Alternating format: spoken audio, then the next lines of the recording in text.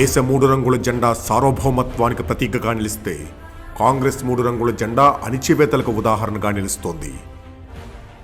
ఢిల్లీలో ప్రేమలు పంచుతామంటూ తెలంగాణలో ఉన్మాదం పంచుతుండ్రు.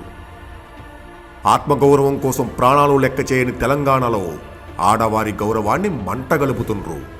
కళ్యాణలక్ష్మితో కలకలలాడాల్సిన జీవితాలు పోలీసుల చేతులలో అవమానాలు పడుతున్నాయి.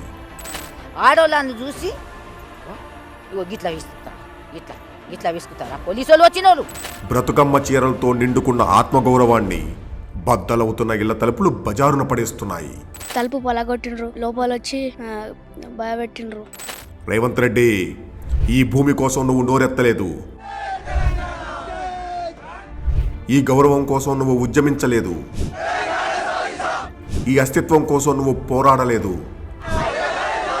పుక్కిటకొచ్చిన పదవి పట్టుకొని పోలీసుల్ని పక్కనెట్టుకుని కలెక్టర్లతో కాలు దువ్వితే జడిసిపోయి భూమి అప్పచెప్తామనుకున్నావేమో. మేము అస్సలుకే ఇయ్యం మేడం భూములు, సస్తే కానీ ఆడే చేస్తాం మన భూములు ఇయ్యం.